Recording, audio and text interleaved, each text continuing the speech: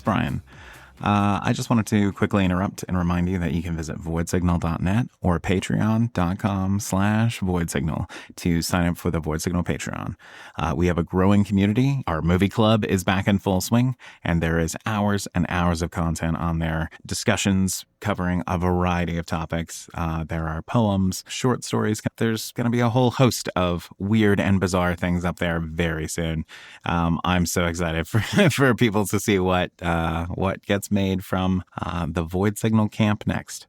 So yeah, come and join us, help us make weird stuff, and join a growing community of neurodivergent weirdos that want to have good conversations. Anyway, in the meantime, stay safe, stay loud, and take care. Back again. Oh, I can't hear you, and you don't sound like a robot. Oh, cool. Here, I got to turn my volume up though because you're very distant. Okay. No problem. Whoa, not is way too loud. Hold on. It's like, okay.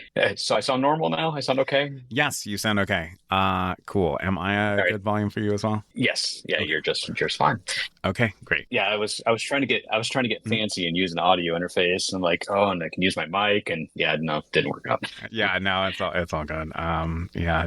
Sometimes simple is best. It's good to talk to you, man. I just got to see you 2 weeks ago at Mechanismus Festival. It was we're already rolling. We just start, but I guess I'll do an intro, and give people an idea of kind of how I know you, I guess, instead of just starting to talk at you. So, welcome to Void Signal. My guest is Alex Matheau. Negative format is probably the thing you're most widely known for in the scene, I guess. But I've been a fan of your work for a long time. Ordered like a signed CD from you for like forever ago, and just have been a fan ever since. And got to see you at Mechanismus 2 years ago, and then again 2 weeks ago or so.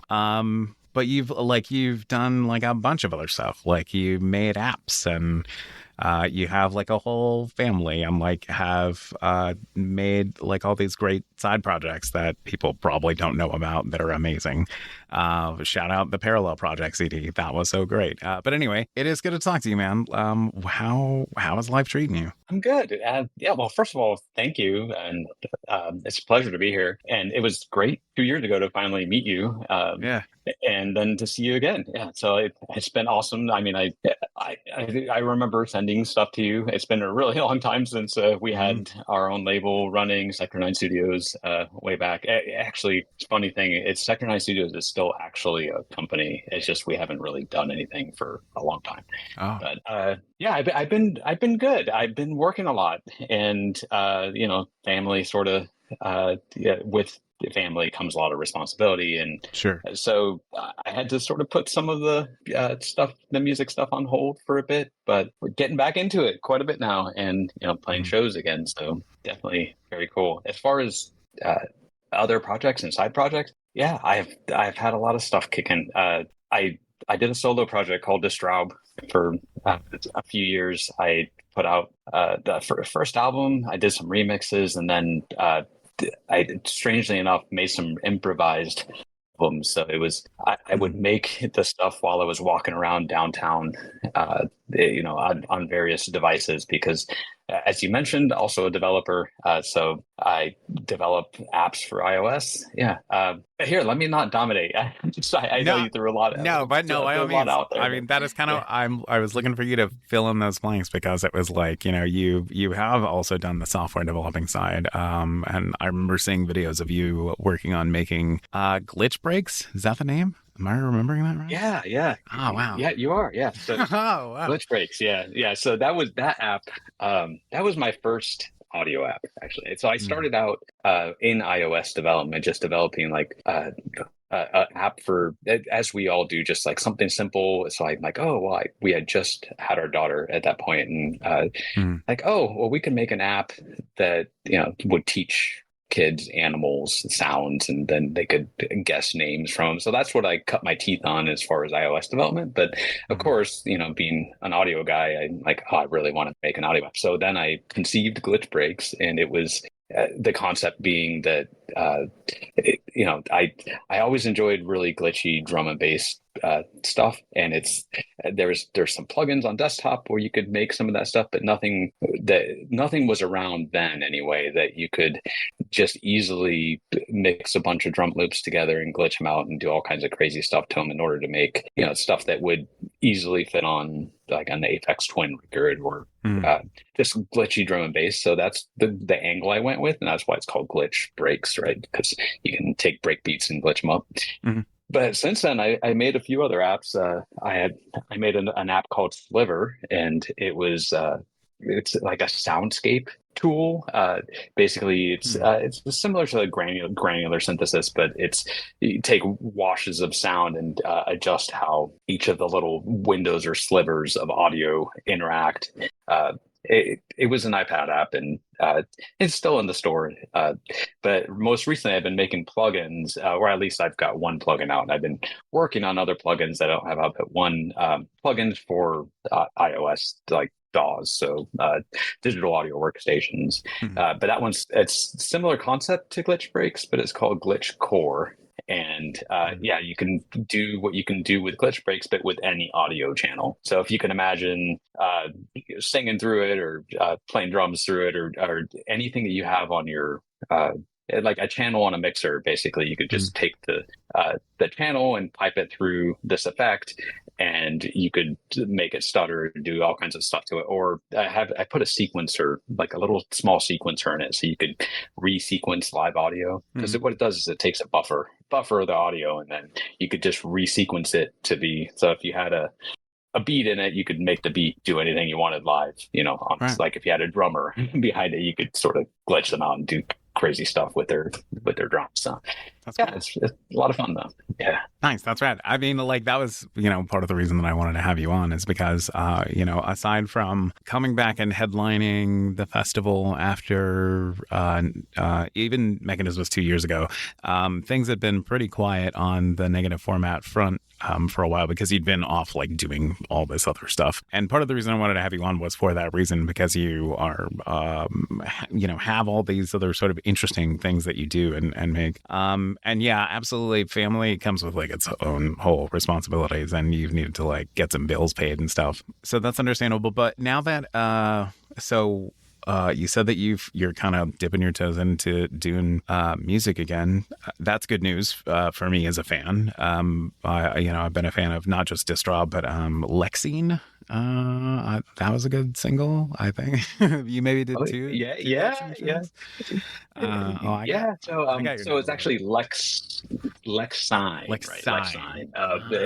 Because it's Alex with a sine wave. But anyway, a lot of people call it. I can see Lexine. People see Lexine.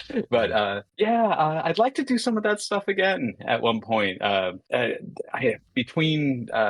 So that was just some of my private just foray into some of the stuff I was really digging in other scenes, but it's like I've gotten flack for some of the negative format stuff that it goes too far out of our genre, right? It goes too far into trance, or it goes too far into that. And Lexine allowed me to just kind of dip out of that because there was no expectations for it. It's just, I'm going to make whatever I want to make. And it ends up being trance, maybe like a little bit of dubstep in it or whatever was catching my interest at the time. But that's what that project was. But I have more that I've made. I just haven't released it. So I've got a bunch of tracks that I sat on that I for whatever reason, I never really did much with Bandcamp. And I recently put up a Bandcamp and put a track out on it. I'm like, ooh, that was really easy compared to what we had to go through to get a track out before. So you may see some stuff resurface like that. Yeah. I damn well better. Because that was one of the things that drew me to your music, was the fact that of everything that was sort of your contemporaries at the time were everything felt very samey, and then it was like, hey, hold on a second, here's a dude who's into trance and into techno who was doing something different that was like an easier experience on my ears. that still conveyed a lot of that sort of dance floor energy that some of the like more aggro, loud, harsh kind of industrial had to offer. I've always been a fan of like genre bending and like, that's, riding those in betweens. So it was a thing that always sort of drew me to what you were making. So, I mean, like, I think that this is rounding its way around to a question. Do you think that this trying to put your toes back into it now as a like, here's negative format or here's Lexine or whatever you end up making or releasing, do you feel less intimidated by that sort of genre influence? Do you feel like maybe it's more fertile now to just be like, here's this thing I made, I'm going to throw some genres on it, some adjectives, who cares how accurate they are or what, and it's going to go live and breathe and do whatever it does? Or do you what are your thoughts on that, I guess? Well, since I last put out stuff, because it's been a really long time for negative format anyway.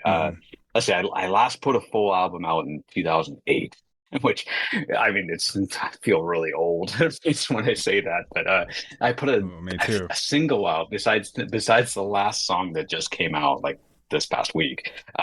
Put a single out, and I think it was like 2012. It was just a single that I threw up, and it didn't really. So I'm terrible at promotion. That's my biggest. But I'm not great at promotion. So I put it out, told a few people, but didn't like nobody really. I mean, It didn't really. I don't mean to like call you on the carpet, but yes, sort of actually, because I'm a big fan. Like it shows. Like I know it. I think it was like maybe a couple, like 2 years ago or something. You were like, oh, I put out a single for negative format in 2012, and I'm like, the fucking what you did?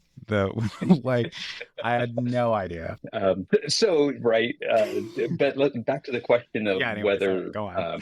genre bending. So it's during the time from 2012 till now. A lot of stuff's come out, and a lot of different genres have snuck into our good old electro industrial. I mean, it's gone a bunch of different directions. So you asked me, do I feel more comfortable bending genres? Hell yeah, I feel more comfortable bending.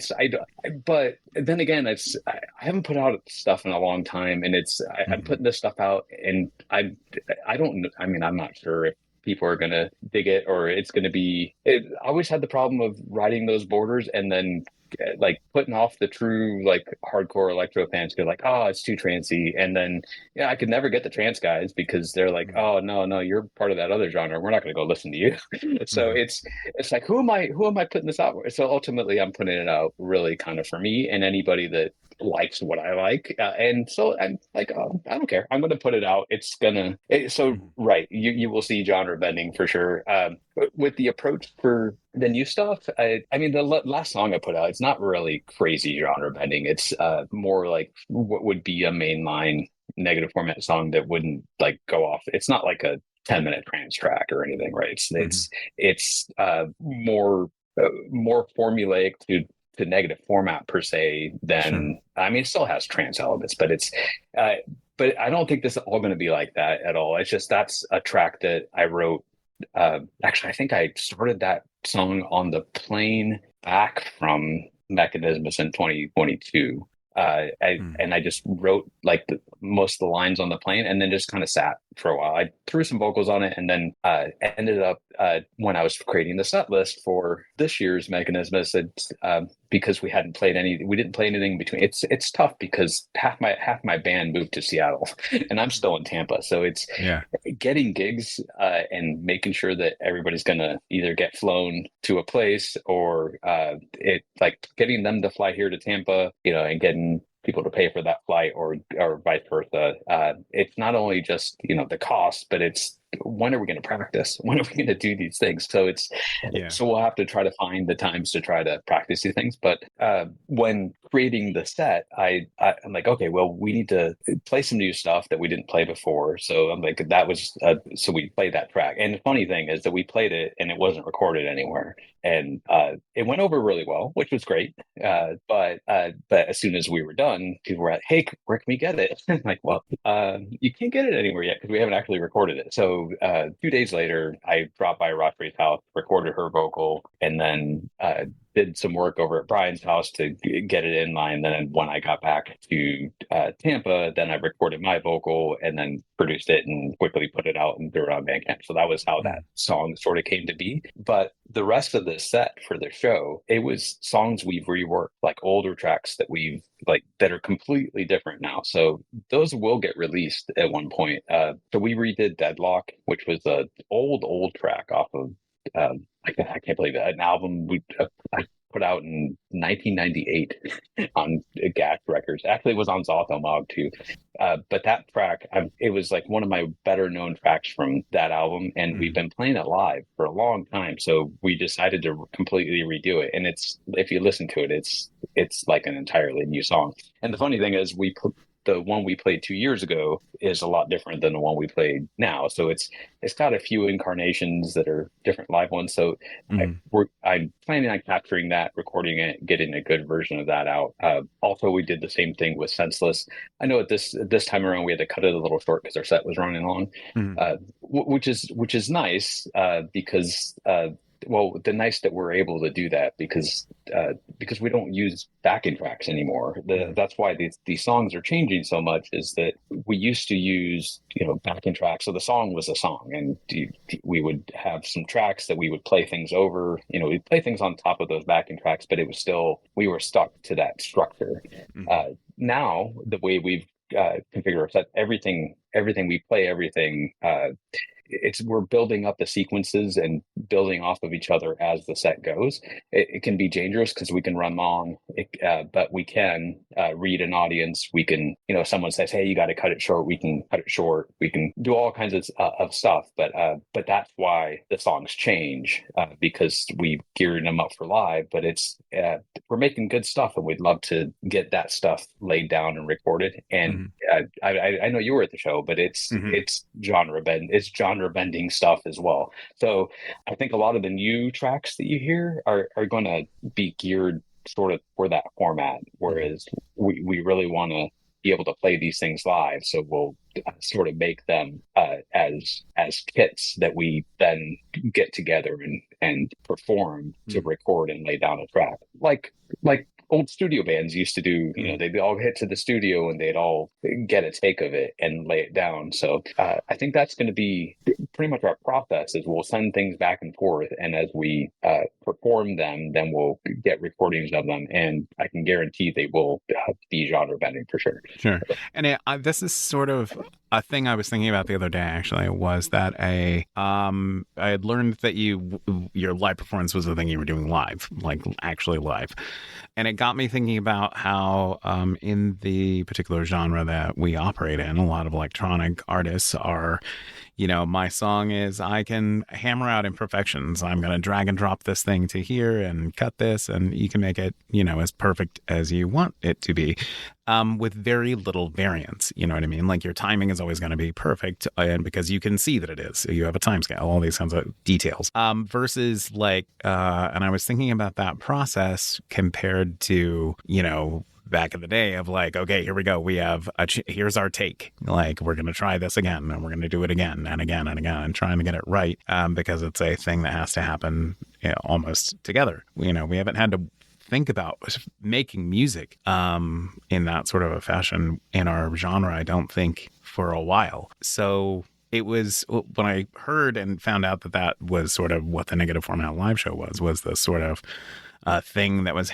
being performed and could be changed. I was very intrigued, and I was like, this is a thing I'd like to see more of, I guess. Does that make sense? It does. I would like to see more of that as well, because I'm a fan. I go to shows, and while I can see why people do it, but I'm always a little sad when it's clearly just fully a backing track and someone's just doing vocals. And I get it, if you're missing band members, or if you're just don't have someone to play the backing and stuff for you. But I want to see I mean, I want there to be the possibility that someone screws up and it's a live thing. And like, okay, it's different. It's different because it's a Mhm. live show.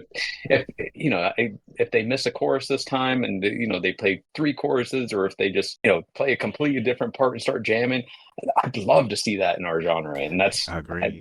that's why we do what we do, because we can jam. And I mean, I don't necessarily want to turn into a jam band where it's like, but we could take a song. I mean, any of our songs we could take and make it run 15 minutes without Mhm. realizing. And we've done it.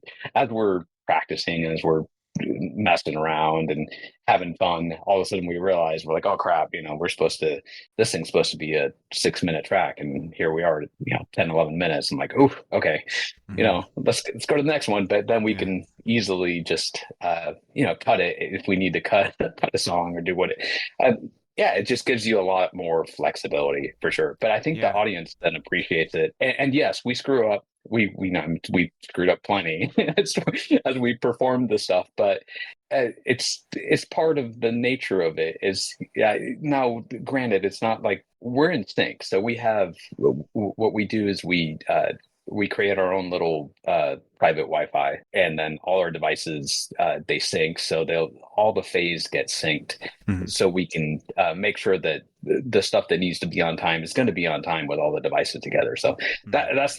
that's not the problem as much as it is that human error.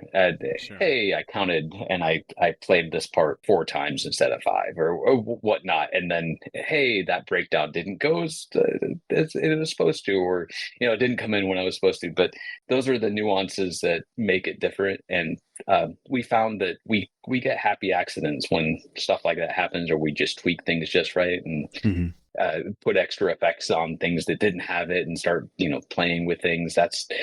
That's how things that get introduced into our tracks as we practice them out. I'm like, ooh, this sounds good. Let's do this. And so yeah, it's so I came to Seattle early. So Mechanism, we played on Wednesday, and I flew in on Friday night, and Mhm. we had just 4 days of just practice all day long, and that's what we did. And during that time is when we ironed out all the kinks, and then got our groove to what exactly we were going to be playing.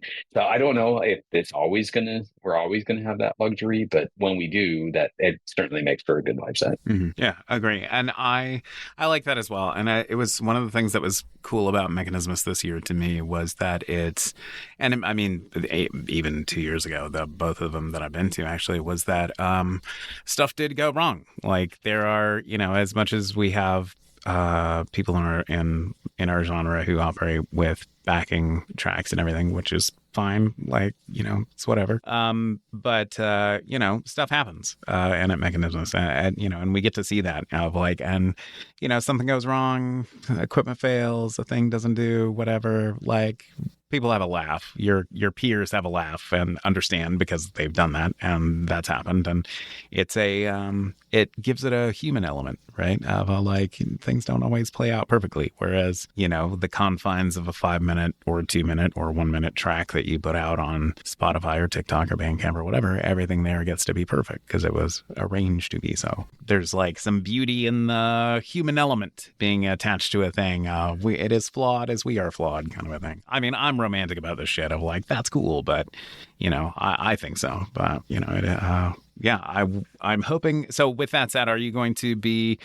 It sounds like you're open to doing this more in the future if the logistics work out for a band that's split on almost exact opposite sides of the United States from each other. And yeah, we're open to it. Yeah, for sure. I know we were looking at lining something up for Mexico. Mm-hmm. Not sure if that's going to happen yet, but that would be probably our next gig. And I know we're going to be playing in Tampa definitely next October for sure. We were supposed to do it this October, but it just didn't work out. But Mm-hmm. we'll probably sprinkle other shows, as we can get them and as it Mm-hmm. makes sense. Sure. I'm also open to doing some of so I have some other side projects as well. Mm-hmm. It's funny because one of the side projects that I have, a friend of mine, his name's Trevor.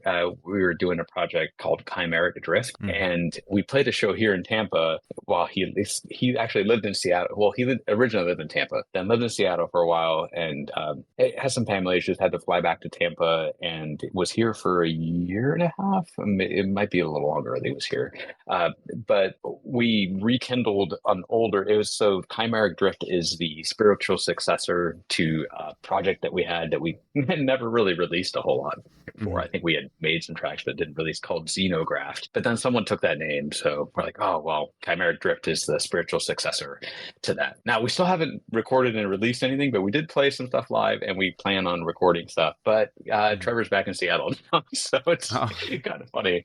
Yeah. So, but we're gonna make it work.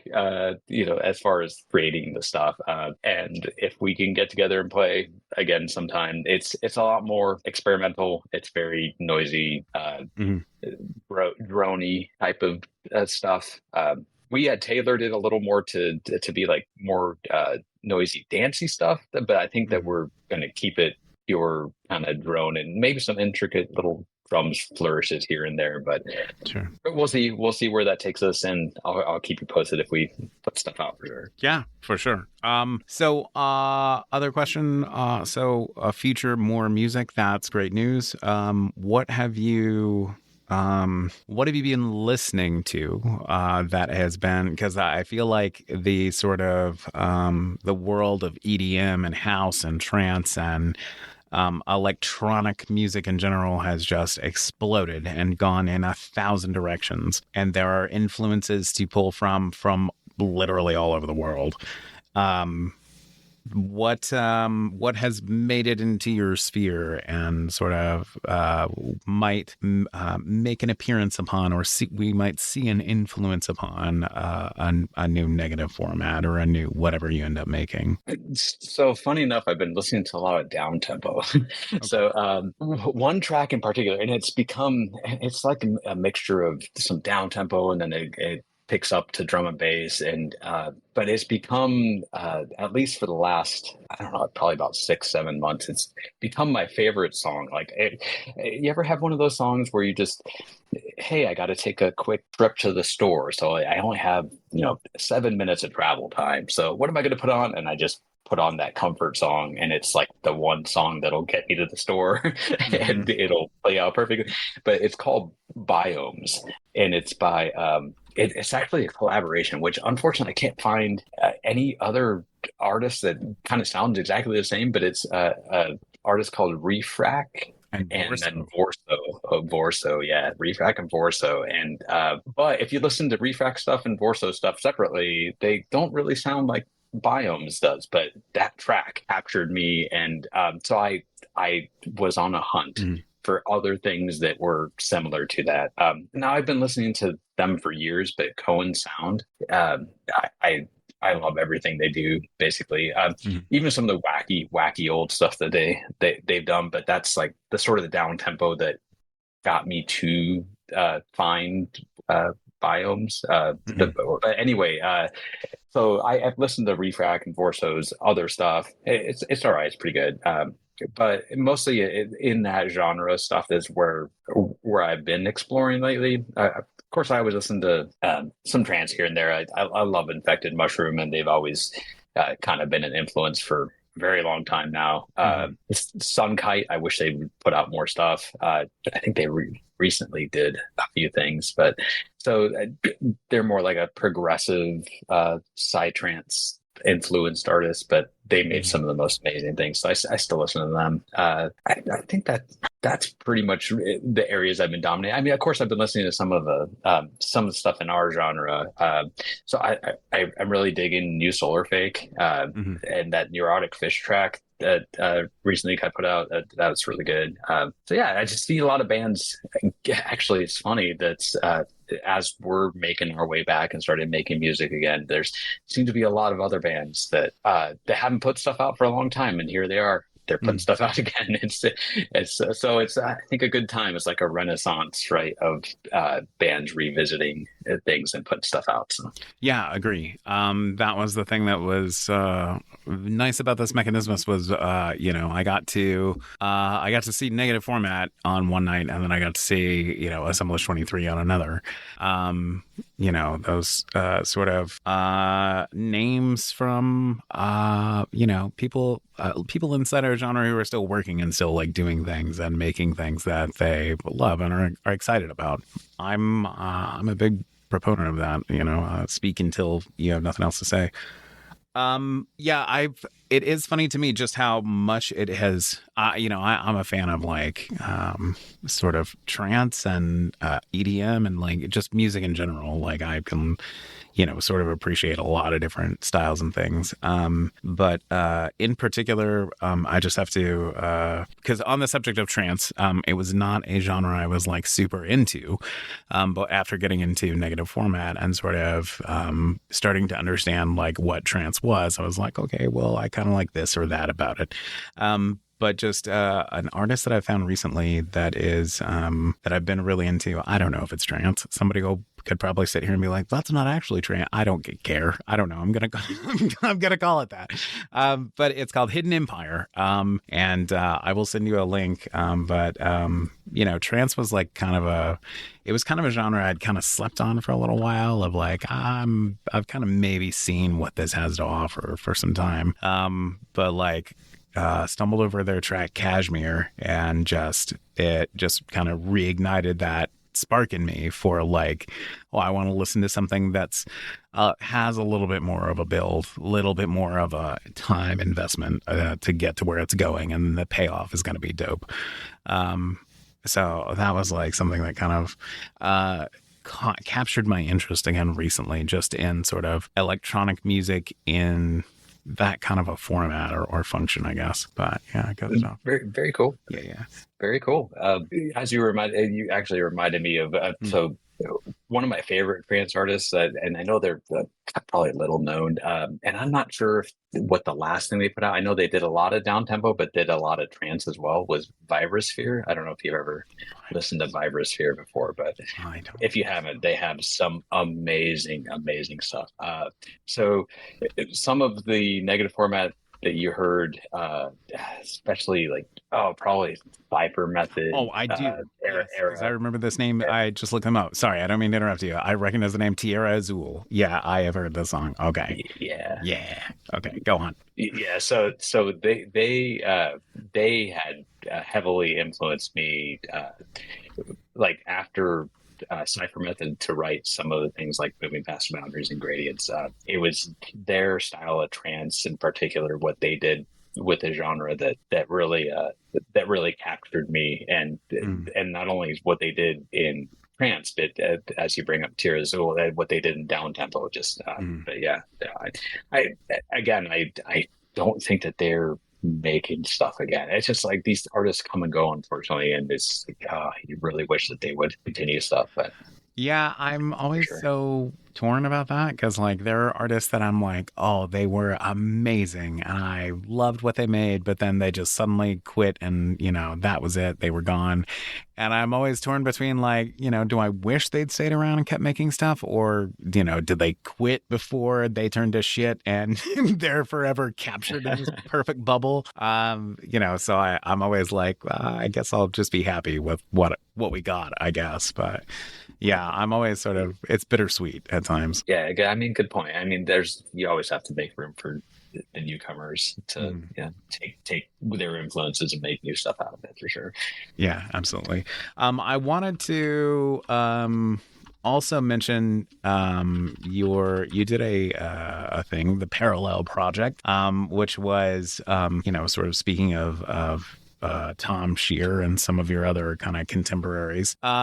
It was basically, for anybody who doesn't know, it was just kind of like it was like a collaboration between you and like someone else sort of in the genre, and it's got some amazing songs on it.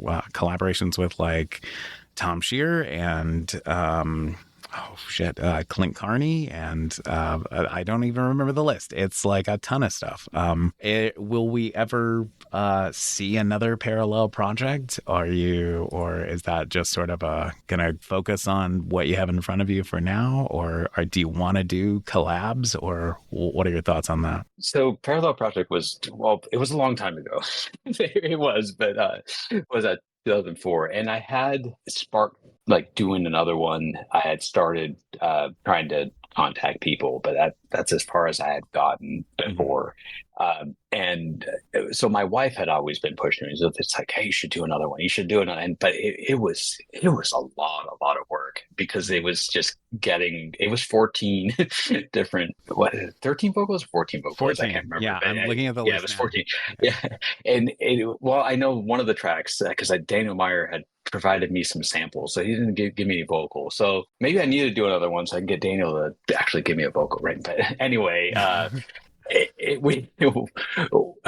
what was really great about it was the process and how I created Parallel Project. It was I would make a portion of like a like easy to make 30-second piece of music that would Mm. be just like a chorus sort of part and like a verse part, and then I would stop. I was like, okay, I don't want to have any more bias, and then I would, as the vocalist, I would find who they are, like kind of tailor that to what I think that they would sound great over, Mhm. send it to them and tell them do whatever you want over it, write whatever lyrics you want and just send me back a vocal for it, and I will make the rest of the song around it, or we can collab back and forth some, and that worked out really, really well. But it was some of it took a long time, as you can imagine, because people's Sure. schedules and whatnot. And I think it's because I gave them a lot of freedom. People owned it, and it was great to have that back. And I got really good work out of people like that. Instead of, it's always tough when someone's like, oh, hey, here, do this, and I want you to do it just like that. And so you don't really get to hear their creative spin on it. So, but Hmm. a couple people had, it took a really long time to get like, oh, I don't know, I'm used to just being given lyrics and singing them, and like, I'm like, okay, well, so there was a couple that had to do that. I'm not mentioning any names, but anyway, it was a long process, but Hmm. I've always wanted to do another one. What's funny is that I was talking to a few people, and people were interested, and this was just at Mechanismus. People were interested Hmm. in if I were to gear up to do another one. I don't have any announcements to make just yet, but I've explored some stuff, and Yeah. I've started working on a few things here and there. I Once I do have announcements to make, I will. I would love to do another one. Yeah. Well, you know what I would love to do, Mm. and is I would love to have a festival like Mechanismus, or any other like Dark Force Fest, or somewhere where there's a lot of artists, and Yeah. where there's enough of the artists that are on a project like that to be able to do a set. That would be my ultimate goal, is to have all the people to come together, and we could, I would play the music, or probably Brian and I would play the music for the people, and then we could have the different vocalists perform their songs. That would be my ultimate thing. And like, if I can make that happen, then hell yeah, I'm going to do another one. Yeah. Um, That's a so, good goal to have. And but so it sounds like your peer pressure has worked. And but I mean, that's exciting to me too, because it's I have had access to the conversations of people who are like, oh, collaborations are big, and they have worked for me because it's a good way to sort of associate yourself with an artist and sort of find audiences that you might not otherwise, because you're you're in the sea, right? You're lost in the ocean. And so, like, to me, I mean, it's exciting for that reason, because I admittedly, I am, and as it probably shows by my enthusiasm, I am a fan of your work. And so, like, the idea of you, like, being able to do this again and get the recognition for it, and to be able to somebody to see that how it plays out and go like, let's book that shit for a festival. That that looks great. Like that would be great for me, and and for you. So and for anybody else who ends up getting involved. So that's good news. Happy to hear that. Well, I guess we will see what happens, and when when it is birthed or not. But Yeah, definitely. So I really on that note, I yeah. would as I would like think about what something like that could bring, and I think what I'm excited about is if I could draw like people with that are established already from different places if I could attract them enough to say, hey, I'd like to have you do this. And before, really, I was trading remixes. I remixed a lot of people back then. But I would love to do it for like a good cause, like do it. So it wouldn't be because I don't have I can't bankroll like getting large names onto the record. I just don't really have the means to do that. But if it were for a good cause, I think people may, if it were for charity or something like that, people may want to participate and give a collaboration. But what I'd like to do is, get a few established names and then get some people that aren't so established that have amazing talent and get them onto something like that to be able to showcase their work. That would be really, I think, a great way to get back to some of the new artists coming out. It's something that I could possibly do for them. That'd be great. So Yeah. just saying, if that could work out for me, then great. I mean, I'll keep you posted. Gotcha. I'd love to do something like that, but yeah, I'll let you know. I And didn't announce anything, but yeah. Yeah, and on that note, just if there's anything I can do to assist you, I would be happy to. I know musicians, I know vocalists, I know people who want to make things and would be excited to.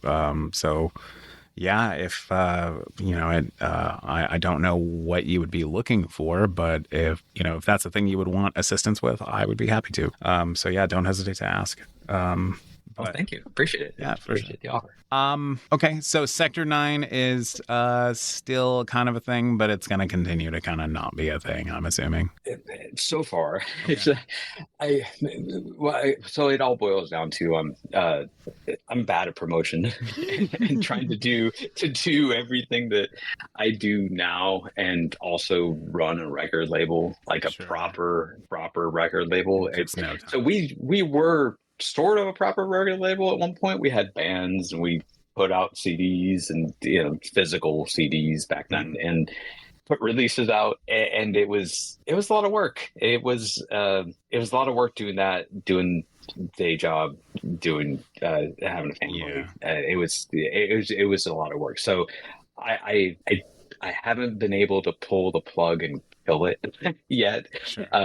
And I may not. I may release some of my own stuff on it, but whether we're going to start signing artists or not, I don't think so unless something magically changes and I get volunteers to run it. I'm probably not going to, turn it into a full-fledged label. I mean, there's plenty of great labels out there. And I know people will say, hey, you have your own label, but you're on Metropolis Records. And I'm like, well, they could just do a lot better job of promoting my stuff than I ever could. So Right. That was why. Sure.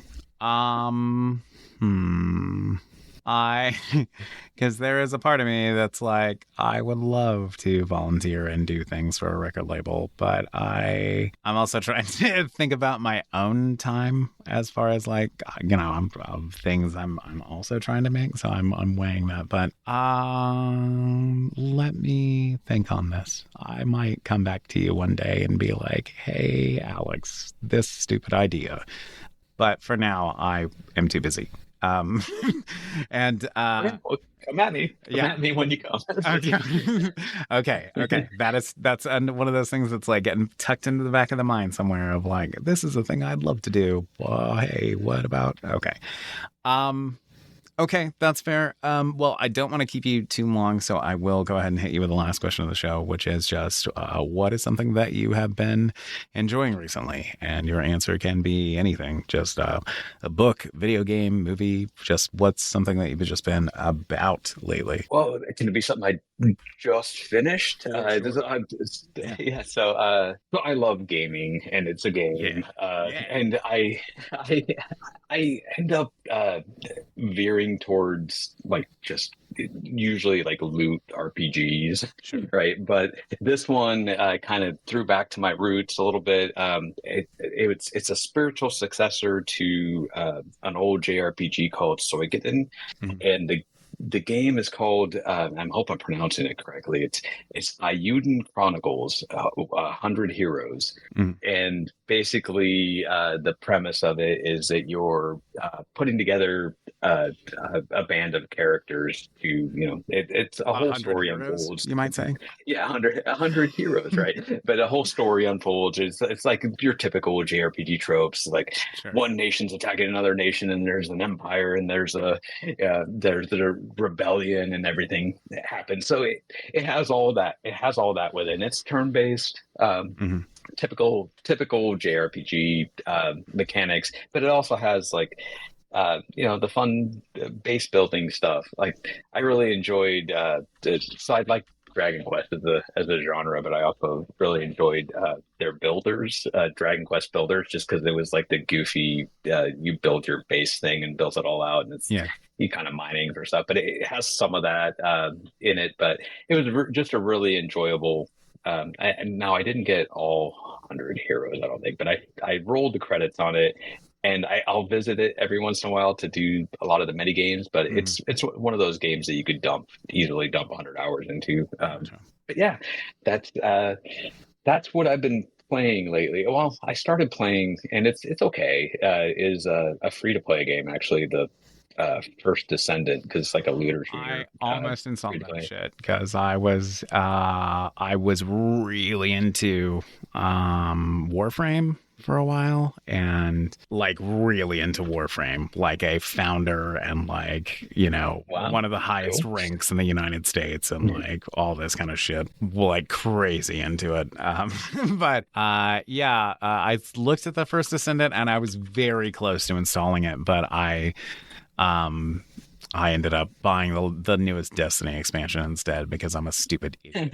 And I just, I, Destiny is just one of those games that just like, I love it. It is all the flavors of everything I like. It's like, it's X-Men and it's Terminator and it's ray punk and crazy explosions and space wizards and shooting and grenades and loot, and it's like all the things. But it is also a game that is not shy about reminding you that you are a poor person and you could spend more money on it if you only upgraded to this thing or that, like. And it's one of those games that like it's easy to love, but after a while with its system of like rewards and weeklies and do this and do that and checklists, that it starts to feel jobby, and that sort of is the love-hate relationship I find with it. But the First Descendant looks really cool. Is it like what are your impressions? It's okay. It's grindy. It's a little grindy. It's fun. The shooting mechanics are fine. It feels I feel way overpowered when I'm just playing on normal though. But it's like when I'm dropping into those missions, I'm like, oh, okay, that was that was really easy. Okay, they're short missions. It's very similar structure wise to Destiny. I played Destiny 2. I didn't keep on with Destiny 2. I just kind of fell off after a bit. Mm-hmm. I haven't played it since it's been free to play. I played it back when I bought like the several expansions to it. And I didn't keep up with the Joneses, I guess, because it was like a weekly grind. Let's see what Zord's going to drop this week, and like that. I was in that whole mentality. But then, but you got to take what I say with a grain of salt, because I was one of the people that loved Anthem, and so many people Oh, hated I love it. So, Anthem. Yeah, no, oh, we did are you? Yes, I nerds loved of the same feather. I loved Anthem. I got to it late because I didn't buy it when it came out, but it was like a year or so after, much after it had died down and everything, and I got it on sale, and I was like, I'll see what this is about, because I heard rumors of like, oh, maybe they'll resurrect it or whatever and like bring it back.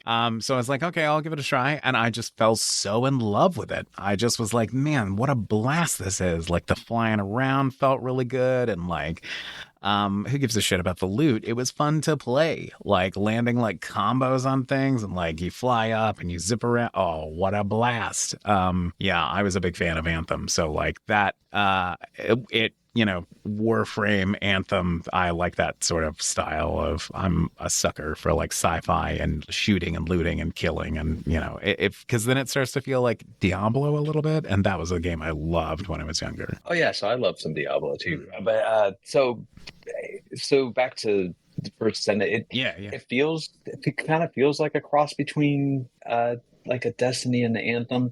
Okay. No flying mechanics though, unfortunately, but you do have a grappling hook, so it kind of feels like you're getting around with your grappling hook and jumping and flying and stuff. It also felt a little like what was that game, Outriders? Yeah, it had a little bit of an Outriders flair to it because of the magic. Because so I know Destiny has some magic too, but it was you got cooldowns on 4 different spells, and so like the Descendant that I'm using is I can't remember her name right now, but she's like a cold, basically a cold mage, and Sure. she'll have like a shot that like does cold damage, and then she'll have something where she starts running around and leaving a cold trail, and as enemies fall into that cold trail, they kind of freeze a little bit and get slower, and then you can gun them down, and so it's fun. It has a lot of good, it looks really nice too. It just, I think it's getting a little bit of a bad rap because it is grindy, but because it's free to play, so they expect you to. Actually, I can't say it's that. I can't say it's that grindy because it feels like I get stuff. I fill my inventory up all the time, and it feels like I get. I just started playing it. I'm like 2 days in or whatever. I get what I think is rares, purples. So you get like grays, blues, and purples. I'm getting purples all the time, and it feels like, I'm always, this is a better gun. And then there's a ton of mods you can put on the gun, and it's not as restrictive as Destiny was. I remember Destiny was like really restrictive for if you wanted to upgrade a gun, you had to grind the shit out of that gun to upgrade it. Where this is like, hey, if you want to grind the gun, yeah, you gotta go like you can dismantle weapons and pull material out of them, and then glob them together to make another thing that then you can upgrade the gun. So did you ever play Fatal Bullet? It's Sword Art Online Fatal Bullet. I don't know. It rings no bells. Yeah, so it's some of the systems and gun upgrading. I love that game, by the way. I put in like 100 on hours. It's not by any stretch like a game you would play for the multiplayer, but if you wanted to play a simulated multiplayer experience, but like a single player game. I think kind of like, did you ever play Dot Hack back in the day? I don't know if you ever played that at all, but it's or any of the other Sword Art Online games. So the Sword Art Online is an anime, but it's also obviously it made a video game out of it, and it's the traditional stuff is like sword and board sort of fantasy RPG, right? But the Fatal Bullet is like it's like their Destiny of like, it's like all futuristic shooter sort of world where everybody's plugged in with VR. Think like something like Ready Player One. That's what they're sort of experiencing. But they're all right now, and it looks great. It's a fun game. It's old. It's a little older, but it's I finished it to completion, and I had a blast playing it. But the upgrade mechanics in it are crazy. You can take a gun, and it has like all these little chips, like memory chips in the gun that upgrade all the different mods to it. You can break down guns and do it. The way that First Descendant treats their crafting and treats the how you can upgrade your guns with different modules and then break them down and then use them for other guns, and it reminds me of the system from Fatal Bullet for sure. Nice. Cool. Okay, well, you did inspire me to install the First Descendant. I will give it a try and see for myself. I'm a little tempted. But I have been just to answer the question really quick myself. I have been playing Destiny lately. I don't know that that's the thing I've been like really jazzed about though. Like,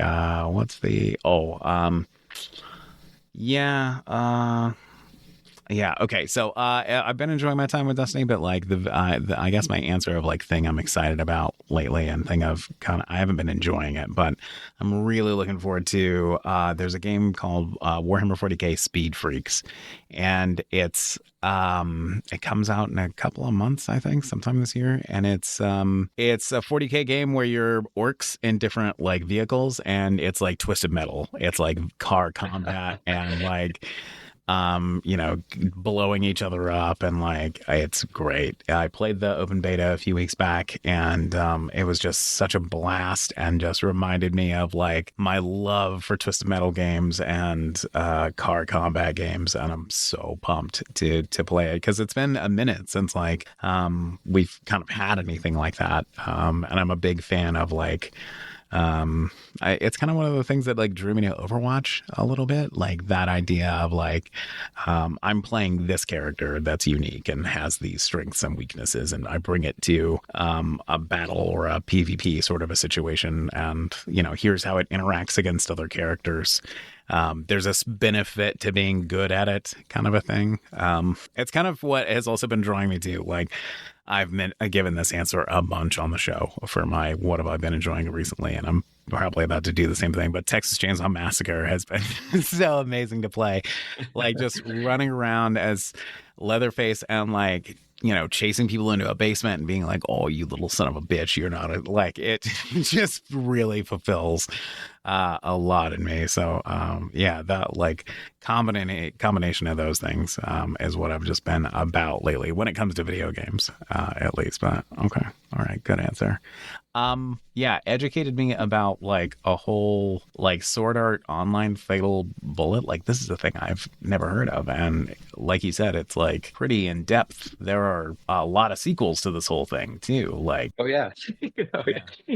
So, Sword Art Online in general has a lot of games, but those are they're good. I played some of them. Sure. Fatal Bullet grabbed me more because it was actually the name of the universes or the name of the MMO is Gun Gale Online is like their fake name for it, but yeah, it's like the other one was just Sword Art Online, and so this is Gun Gale Online. Gotcha. I wish they'd make some more for sure. So, nice. Gun Gale Online games would be great. I had watched some of the anime. Anime is really good too. Nice. For sure to check out. All right. Well, I'm going to go ahead and wrap it up here. I could sit and talk to you about nerd shit all night, I'm sure.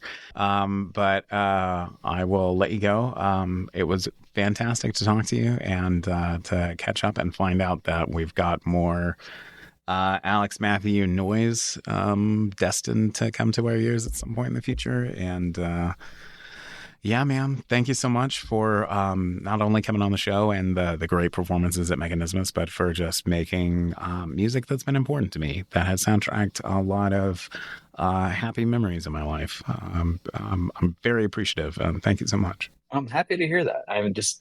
Thank you. Thank you for having me, and it's been a pleasure. And if you ever want to chat, I'm sure we could chat all the time. So, yeah, awesome. Just let me know if you want to chat. Yeah, for sure. I absolutely will, and I will. Dude. Likewise, like I will be in touch with you. Like if I know a lot of people. Void Signal intro and outro courtesy of Processor. Visit processor2.bandcamp.com for more Processor, and visit voidsignal.net to help support the creation of more Void Signal. Stay safe, stay loud.